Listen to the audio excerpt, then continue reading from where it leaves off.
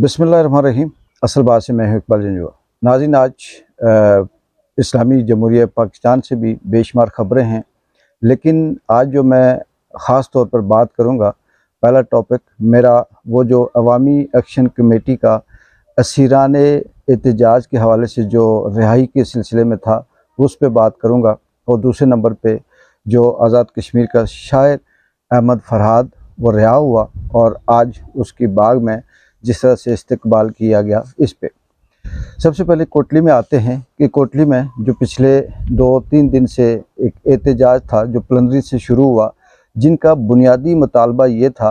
कि अवामी action committee ने जो पहले एहतजाज किया था आटे के हवाले से, बिजली की सब्सिडी के हवाले से, उस पे, और उसमें जो अवामी एक्शन कमेटी के रहनुमा, लीडरान, आम आदमी थे जो बंद थे, उनकी रिहाई के हवाले से। लेकिन इसी दौरान फिर ये हुआ कि 4 बिहाड़ में प्लंदरी के मुकाम पे जो फेस्टिवल हुआ, उस फेस्टिवल को रब्बानी साहब लीड कर रहे थे। वहाँ पे स्क्रिप्टेड बदमज़गी पैदा की गई और वहाँ इस तरह से नारे लगवाए गए कि 2 ग्रुपों के दरमियान तसादम हुआ और उस तसादम के बुनियाद पे या उस तसादम की वजह से जो अवामी एक्शन कमेटी के मेंबर भी हैं और लिबरेशन फ्रंट के नेशनलिस्ट सरदार अमान, जो पहले से भी बहुत मुतहर्रिक थे, और उस फेस्टिवल में उन्हें भी दावत थी कि वो आएँ और शिरकत करें, तो वो शिरकत में जा रहे थे। लेकिन रास्ते में जो मुखालफ लोग थे जो इस एजेंडे पे काम कर रहे थे, उन्होंने उस अमान को और उनके साथ जो दीगर साथी थे उनको रोका, उन पे तशद्दुद किया, फायरिंग की और वहाँ पे बहुत हद तक हाथापाई हुई और अल्लाह ताला ने बचाया, लेकिन काफ़ी दूर तक वो लड़ाई गई। फिर सरदार अमान और उनके साथ जो बाकी साथी थे जो अवाम एक्शन कमेटी के मेंबर भी थे, वो वहाँ पे प्लंदरी थाने में अपनी FIR दर्ज करवाने गए कि हमारे ऊपर हमला हुआ और इस तरह से हमें इन लोगों ने मारा। लेकिन कानून क्या कहने इस मुल्क के कि उसने FIR, थाने वालों ने FIR काटने के बजाय अमान को पकड़ के बंद कर दिया। जब वो बंद कर दिया तो फिर वो कुछ यानी कभी कोटली, कभी प्लंदरी, कभी बिम्बर, इस तरह से उसे फिराया गया। फिर ख़तरनाक ख़बरें इस हद तक गर्दिश करने लगी कि अमान के ऊपर दहशतगर्दी के पर्चे या बगावत के या इस तरह से काटे जा रहे हैं और उसे किसी ख़तरनाक पोजीशन में, या ये कह लें कि पाकिस्तान मुतालबा कर रहा है कि हमारे हवाले किया जाए। वही अवामी एक्शन कमेटी जो पुंछ डिवीज़न से जिसका ताल्लुक़ है प्लंदरी, रावलाकोट, कोटली या इस तरह से उस एरिए से, वो लोग जमा हुए और उन्होंने फिर ये मुतालबा रखा कि हमें हमारे जो असीरान हैं, जो कैदी हैं, उनको रिहा किया जाए। ये मुतालबा आज ज़ोर पकड़ गया था और कोटली के अंदर जो शहीद चौक है, वहाँ पे 2 दिन से बहुत बड़ा अवामी एहतजाज था और इसमें इजाफ़ा होता जा रहा था। यहाँ तक कि कश्मीरियों की वो जो आप कह सकते हैं मेहमान नवाजी है या उनकी जो दीगर इस तरह से सपोर्ट करना था, वो भी बढ़ चढ़ कर सामने आई। लेकिन ईद की वजह से और कुछ आगे जो मसाइल है उनकी वजह से आज जो कोटली के अंदर एहतजाज था उसे 25 जून तक मौखर कर दिया गया। और आज एलामिया में कोटली के अंदर जो ऐलान हुआ उसमें यह था कि हम 25 जून तक डेडलाइन देते हैं और इस दौरान ये जो एहतजाज है इसको त्रारखल और मीरपुर में जारी रखने का ऐलान करते हैं, ताकि ये एहतजाज जारी भी रहे और साथ कोटली में जब तक वो लोग दूर दराज से आए हैं वो जाएं, कोई कुर्बानी दें, ईद बनाएं, अपने बच्चों फैमिली के साथ रहें। और उसके बाद अगर ना हुआ तो डेडलाइन ये है कि फिर शटर डाउन भी होगा और पहिया जाम भी होगा, फिर उसी तरह से एहतजाज भी होगा। ये मामला बहुत हद तक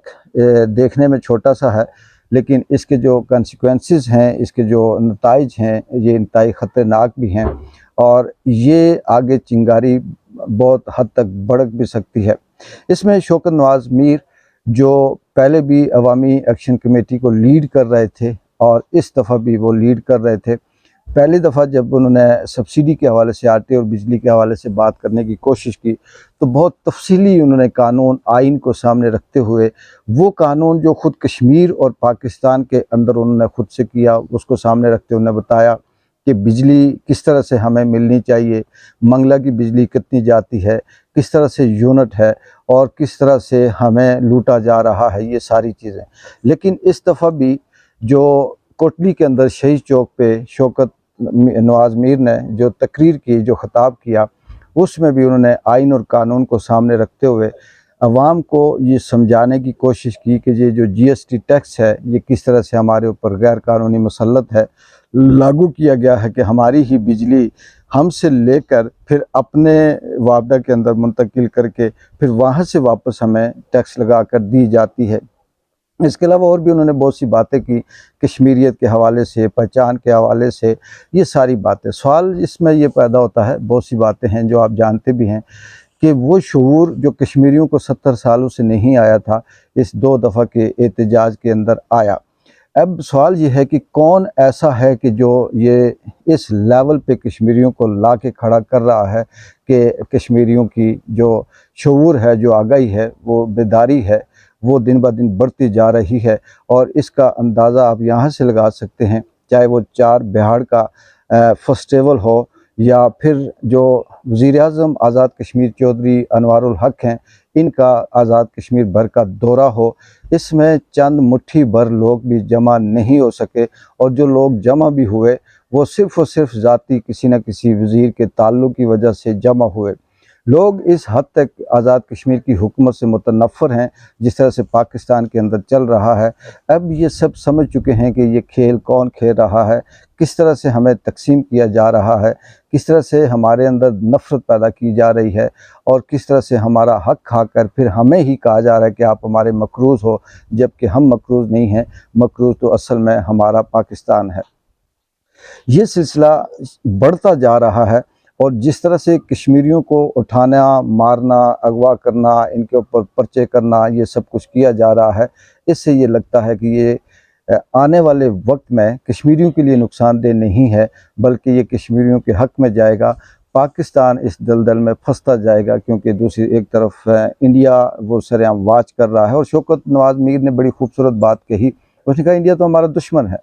उसका तो काम है कि वो प्रोपेगेंडा करेगा, उसका तो काम है कि वो हमारी वीडियो उठाएगा, उसका तो काम है कि वो हमारी तकरीर सुनेगा, उसका तो काम है कि वो हमारी बात आगे बढ़ाएगा, उसे वो छालेगा। लेकिन सवाल ये पैदा होता है कि ये मौका कौन दे रहा है कि हम ऐसी बात करें, ये मौका कौन दे रहा है कि हम अपने हक़ की बात करें, ये जुल्म हमारे ऊपर कौन कर रहा है। जब आप जुल्म करोगे, जब आप ज़्यादती करोगे, जब आइन और कानून के ख़िलाफ़ आप काम करोगे, जब हमें इंसानी हुकूक नहीं दिए जाएंगे, हमें हक़ को सच बात करने का इख्तियार हक़ नहीं दिया जाएगा, तो फिर ये सब कुछ हम करेंगे और फिर इंडिया इससे फ़ायदा उठाएगा। शौकत नवाज़ मीर ने यह भी बड़ी खूबसूरत बात की, उसने कहा कि ये जो हमारे हुक्मरान हैं, ये जो ब्यूरोक्रेसी है, ये जो लोग हैं, क्या ये समझते नहीं हैं? अगर हम जैसे बंदे को ये बात समझ आ जाती है तो क्या इनको समझ नहीं आती? आती है, लेकिन ये अपने एक पाव गोश्त के लिए पूरी की पूरी भैंस को ज़बह कर रहे हैं। ये अपने चंद पैसों की, चंद दिन की नौकरी के मुफाद के लिए